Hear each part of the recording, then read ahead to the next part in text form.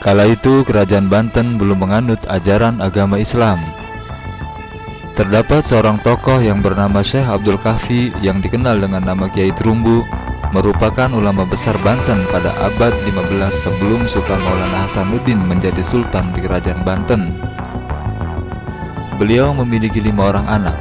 Dari salah satu anaknya tersebut bernama Syekh Abdul Fatah, atau yang lebih dikenal dengan nama Ki Beji atau Ki Buyut Beji. Julukan ini disandingkan kepada beliau karena Ki Beji merupakan sosok yang kuat berhati besi. Dari kisah Ki Beji inilah yang kemudian tersebar di telinga masyarakat Banten dengan berbagai keajaiban di dalamnya sehingga menyerupai sebuah legenda. Dan bahkan ada yang mengaitkan sosok Ki Beji yang berasal dari Terumbu dengan seorang tokoh dalam legenda Jaka Tarub yang berasal dari nama Jaka Tarumbu. Hal ini bisa saja terjadi mengingat Ki Beji adalah seorang tokoh sakti yang pada umumnya tidak akan menetap di satu tempat, dan kisah perjalanan hidupnya akan dengan sangat mudah tersebar di masyarakat yang kemudian berubah menjadi beberapa versi sesuai dengan adat dan budaya masyarakat setempat. Lalu seperti apakah kisah perjalanan hidup Ki Beji? Tonton terus video ini sampai selesai. Namun sebelum itu silakan klik tombol subscribe, like, comment, and share. Dikisahkan bahwa Ki Beji memiliki seorang istri. Namun karena istrinya tidak berumur panjang, kemudian Ki Beji pun berencana untuk menikah lagi. Tapi sungguh tidak mudah bagi Ki Beji untuk mendapatkan istri kembali. Kebanyakan wanita yang ia lamar menolak untuk dinikahi, lantaran merasa takut nasibnya akan sama seperti istri pertamanya yang tidak berumur panjang.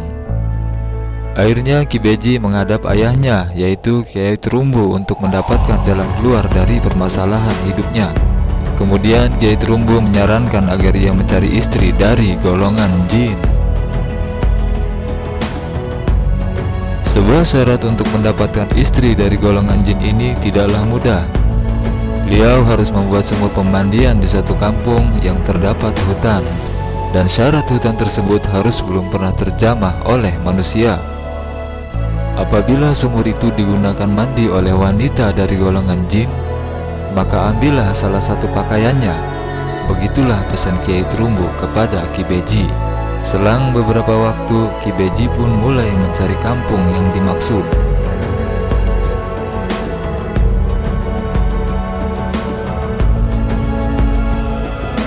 Pada mulanya Ki Beji memilih kampung Kajemen atau Kasemen, dan di sana beliau menggali sebuah sumur. Namun setelah sekian lama menunggu, tidak satu pun wanita dari golongan jin yang datang ke tempat itu. Setelah merasa gagal, Ki Buyut Beji menggali sumur kembali yang berlokasi di kampung Pontang, dekat dengan Tirtayasa. Setelah beberapa hari menunggu, ternyata usahanya itu tidak juga membuahkan hasil. Karena selalu merasa gagal dalam usahanya, akhirnya beliau kembali menghadap kepada ayahnya. Kemudian oleh Kiai Terumbu, Ki Beji diperintahkan untuk membuat sumur di kampung yang ditempatinya, yaitu di kampung Padadaran, sekarang bernama Kampung Terumbu, dan sumurnya dikenal dengan nama Sumur Pulauan. Setelah selang 3 hari menunggu, maka terlihatlah tanda-tanda air sumur telah mengeruh.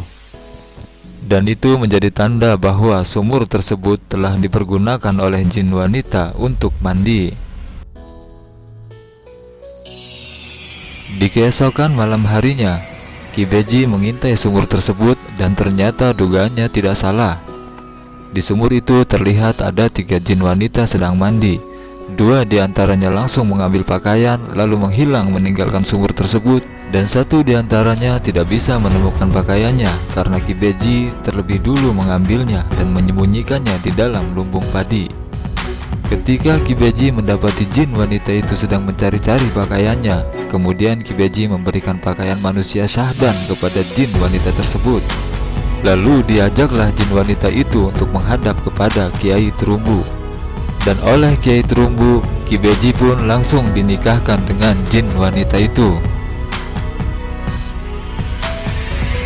Kiai Trumbu berpesan kepada Ki Beji bahwa mereka akan hidup normal selayaknya manusia selama pakaian itu tidak ditemukan oleh jin wanita yang telah menjadi istrinya.